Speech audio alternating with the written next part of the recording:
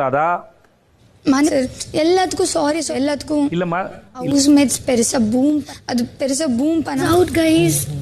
நண்பர்கள் அனைவருக்கும் வணக்கம். நேற்று எபிசோட் எல்லாருமே பார்த்துருப்பீங்கன்னு நினைக்கிறேன். நேற்று எபிசோட்ல ஏகப்பட்ட பிரச்சனை இருந்த மாதிரி எனக்கு தோணுச்சுங்க. உங்களுக்கு அப்படி தோணுச்சா இல்லையான்றதை என் கூட ஷேர் பண்ணிக்கோங்க.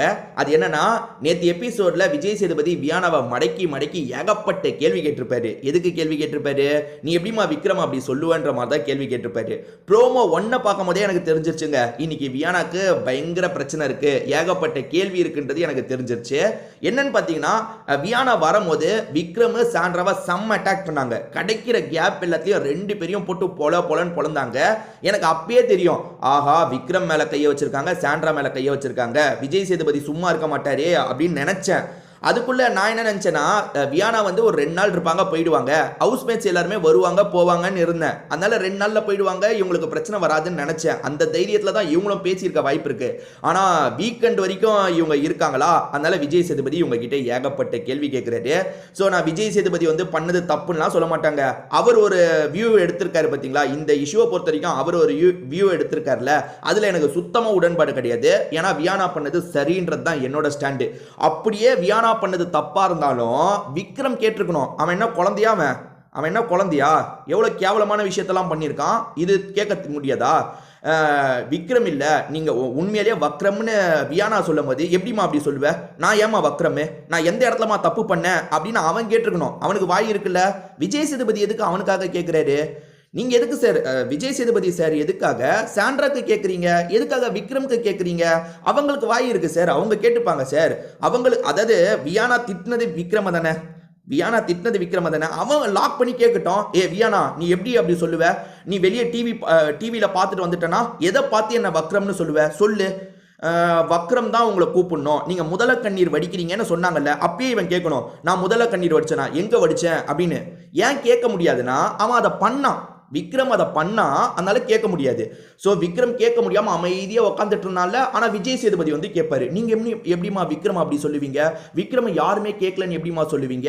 ஏன் திவ்யா அன்னைக்கு கேட்டாங்க, எஃப்ஜே அன்னைக்கு திட்டினாலம்மா, அப்புறம் என்னன்னு கேட்கிறாரு. ஆமா எஃப்ஜே திட்டினா, திவ்யா திட்டினாங்க, இப்ப நானும் திட்டுறேன், உங்களுக்கு என்ன சார் பிரச்சனை? அதாவது எஃப்ஜே திவ்யா திட்டினாங்க, யாருமே கேட்கலன்னு எப்படிமா சொல்லுவீங்க? அவங்க 2 பேர் நல்லா கேட்டாங்கல்லன்ட்டு. விஜய் சேதுபதி கேட்கலங்க, திவ்யா கேட்டாங்க. எஃப்ஜே அன்னைக்கு திட்டினா, ஆதிரையை தள்ளி விடும் போது எஃப்ஜே திட்டினால, ஆதிரை கொஞ்சம் தான் வந்து மூஞ்சி உடஞ்சிருக்கோன்ட்டு எஃப்ஜே திட்டினா.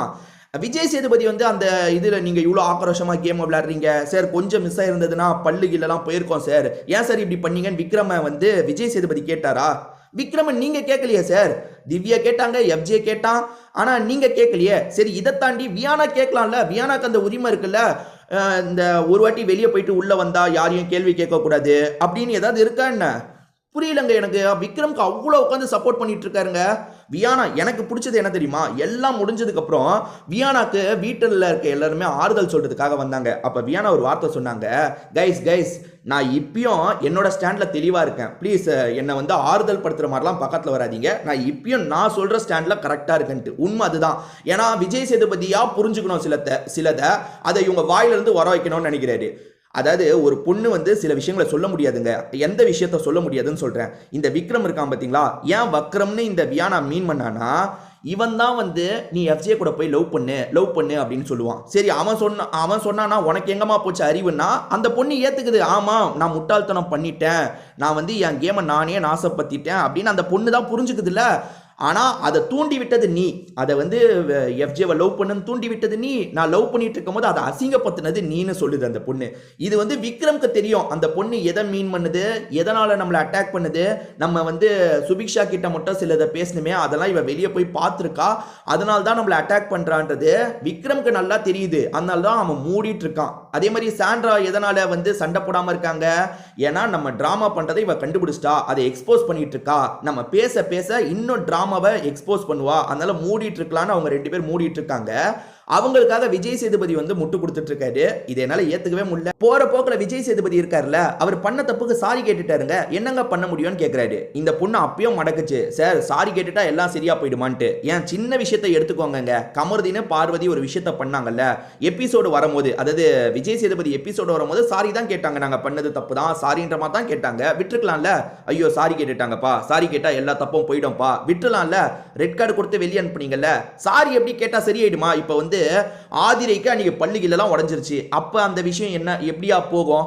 இவர் உடனே அப்படி நடந்துருச்சு, என்னை வந்து எஃப்ஜே திட்டான், நானுமே என் தப்பை புரிஞ்சுக்கிட்டேன்னு அழுதுட்டா அந்த தப்பு சரியாயிடுமா? கண்டிப்பா வீக்கெண்டை அட்ரஸ் பண்ணியிருக்கணும். நீ எப்படிப்பா அவ்வளோ மோசமாக கேமை விளையாடுவேன்னு கேட்டிருக்கணும். அன்னைக்கு விஜய் சேதுபதி கேட்டாரா? நீங்க கேட்கலனாலும் பரவாயில்லங்க, வேற ஒருத்தர் கேட்கும் போது அந்த விக்ரம் டிஃபெண்ட் பண்ணிப்பாங்க. நீங்க உட்காந்து விக்ரம்க்கு டிஃபெண்ட் பண்ணிட்டு இருக்கீங்களே, ஏன்? சத்தியமா எனக்கு புரியலங்க. விக்ரம்க்கு டிஃபெண்ட் பண்றதுக்கு வந்துடுறாரு, சாண்ட்ராக்கு டிஃபெண்ட் பண்றதுக்கு வந்துடுறாரு. எப்பா, இதை பத்தி உங்களுக்கு ஏதாவது கருத்து இருந்தாலும் மாற்று கருத்து இருந்தாலும் சொல்லுங்க. வேற ஒரு வீடியோல நம்ம பார்க்கலாங்க.